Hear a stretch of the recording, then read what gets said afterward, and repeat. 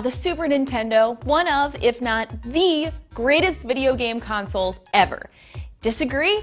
You can fight me, but don't actually, please. Anyway, whether the SNES is the greatest console ever made is up for debate for another time, but one thing is for sure. The Super Nintendo gave us some of the very best video game soundtracks ever.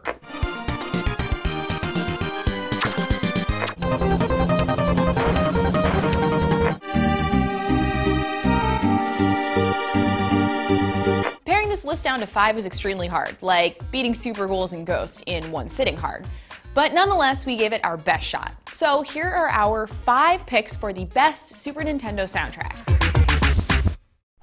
Even though there's 3 DKC games on the SNES, the best soundtracks were 1 and 2, but deciding which one was better, I mean, that's like deciding who you like more, your kid or your dog. Just kind of depends on the day. So we're gonna go ahead and put them both on the list. Our list, our rules. Now, the original Donkey Kong Country set that bar. I mean, right off the bat, you got a remixed version of the original DK theme, and for added bonus, Donkey Kong is busting out some pretty sick dance moves.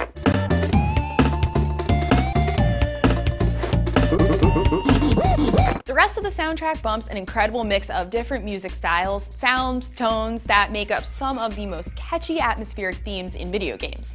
Classics like Jungle Hijinks, Fear Factory, The Mines, the whole K. Rool boss theme, and of course, Aquatic Ambience.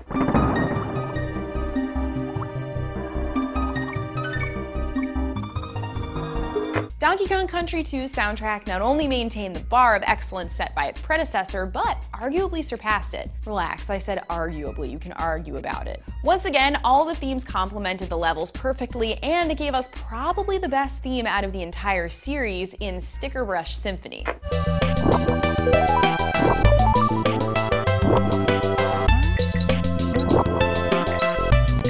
Fun fact. Both game soundtracks have themes that have been sampled by hip-hop artists like Drake, Fetty Wap, and Childish Gambino. If that's not a stamp of excellence, I don't know what is.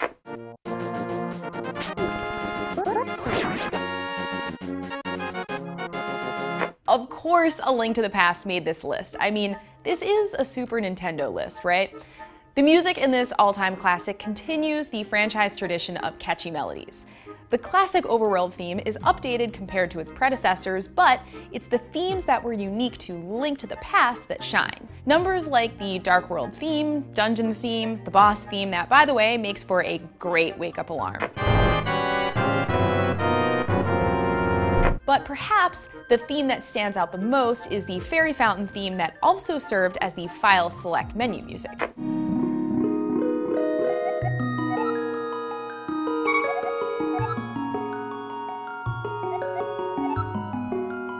A Link to the Past is heralded as one of the greatest games ever made, and the music is one of the reasons why. You never lose the sense of adventure, and Link's exploits are always complemented with near-perfect compositions. Now, we could be here all day listing more themes from this masterpiece that we love, but unfortunately, we don't have the time. So if it's been a while, get your hands on a copy of Link to the Past, start up a new game, and enjoy the greatness. Chrono Trigger is heralded as probably the best RPG on the Super Nintendo, which is a huge statement given that the RPG library on the SNES was insane. Like, come on, Final Fantasy Secret of Mana, Earthbound, all classics and all have unforgettable music. Any of these could easily have been on this list, but Chrono Trigger is our pick.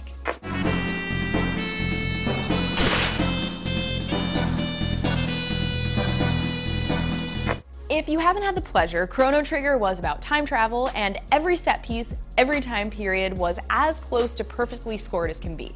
Composer Yasunori Matsueda pulled out all the stops, composing orchestral numbers, piano solos, synths. I mean, the man was so dedicated that he often slept in his studio. He's even attributed some of his work on Chrono Trigger to dreams he had, which makes a lot of sense because that trial theme, it definitely sounds like something out of a dream.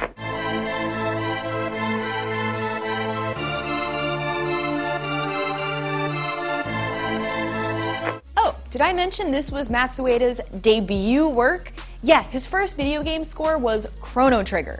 Now, it wasn't easy. He said that he was constantly in the hospital due to stomach ulcers and even lost over 30 in-progress tracks due to a hard drive crash. I, for one, would like to thank Matsueda for persevering and giving us this all-time classic soundtrack. Rock and Roll Racing is one of the best racing games on the SNES, not only because of the solid gameplay or the cool sci-fi setting, but because of the music.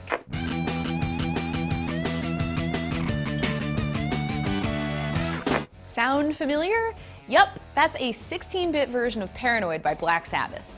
It's actually pretty remarkable that even in 16-bit form, it's immediately recognizable, as are some of the other covers that include Highway Star by Deep Purple, Born to Be Wild by Steppenwolf, and of course, my personal favorite, Bad to the Bone by George Thorogood.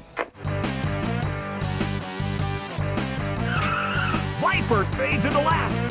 Now, I don't know about you, but if I'm gonna be racing on a track surrounded by lava while getting shot at by different species of humanoid racers, there's nothing better than some classic hard rock blaring out of my car stereo. That and the game's commentator, Loudmouth Larry. Let the carnage begin! Super Metroid has arguably the best atmospheric music in the entire Super Nintendo library. From the moment the game boots up, the tone is set.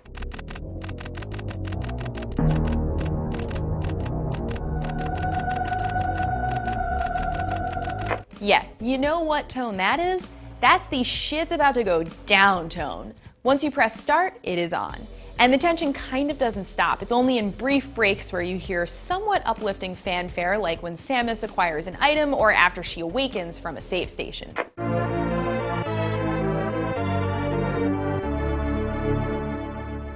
If I can get that to play every day when I wake up, I'll be set. While the game predominantly takes place on the planet Zebes, the set pieces vary. You got your dingy jungle areas, you got your deserted labs, space pirate lairs, but these areas wouldn't have had the desired effect if it wasn't for the music that accompanied them.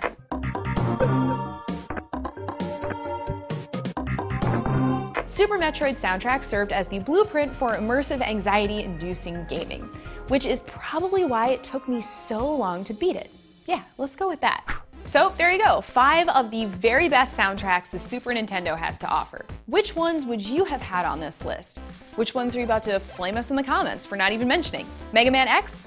Battletoads Double Dragon? Super Mario World? Come on, don't be shy.